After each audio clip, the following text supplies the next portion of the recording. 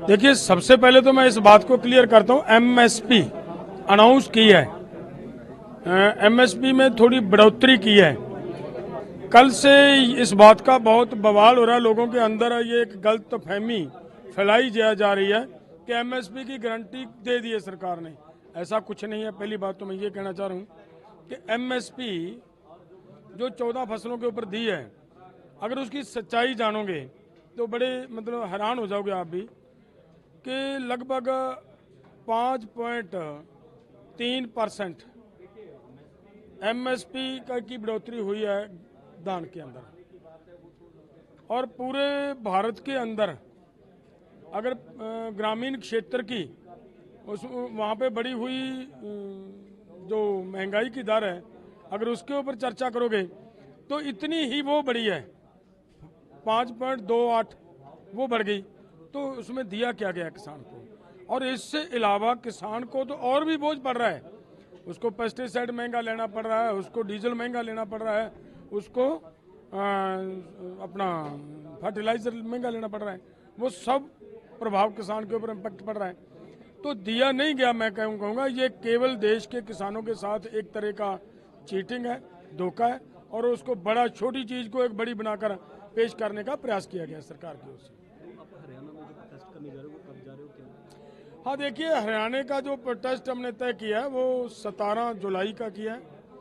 तब तक हमने सरकार को, क्योंकि सरकार ये बाद में ये कहती है कि आप टाइम नहीं दिया, तो हम टाइम दे रहे हैं आज की प्रेस कॉन्फ्रेंस के माध्यम से। क्योंकि इन्होंने पिछले दिनों हमारे 3 लड़के हरियाणा के गिरफ्तार किए थे, दो की तो जमानत तो उन्होंने मंजूर कर दी, और इस लड़के को और तरीके से फंसाने का प्रयास किया जा रहा है।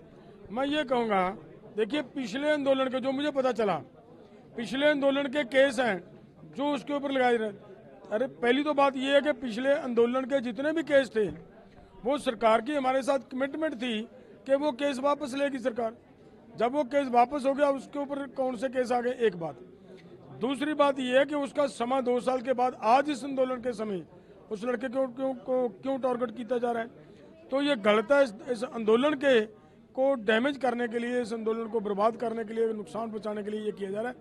इसीलिए हमने ये रखा है कि 17 जुलाई को हम एक बड़ी एक्शन अम्बाला के अंदर करेंगे, और उसकी जिस तरह के जो भी हालात होगा उसकी जिम्मेदार हरियाणा गवर्नमेंट होगी। पंजाब सरकार की तरफ से कहा गया कि 8 घंटे किसानों को बिजली दी जाएगी बिना कोई कट लगे। नहीं, ये सरकार के वायदे बिल्कुल खोखले साबित हुए हैं।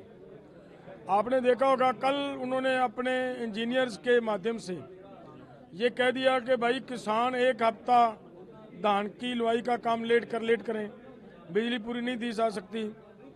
तो सवाल ये है कि जिन जिन थर्मा प्लांट्स को प्रॉब्लम आ रही थी उनके ऊपर काम पहले करना चाहिए था सरकार को, वो काम नहीं किया। किसानों को बिजली की जब ज़रूरत होती है तब तो और दूसरी तरफ से बिजली की व्यवस्था बनाई जाती है, और वो नहीं बना पाई सरकार। और आज इस समय किसानों को बिजली उतनी नहीं मिल रही, कट लग रहे हैं, और किसान पूरा देश परेशान है। केवल किसान की बात नहीं मैं कर रहा, आम व्यक्ति भी, जो साधारण व्यक्ति भी जीवन जी रहे इतनी गर्मी के अंदर, इतनी ज़्यादा मतलब टेम्परेचर आप देख रहे हो, लगभग 50 के करीब डेली टेम्परेचर जाता है। कल से थोड़ी राहत मिली है लोगों को।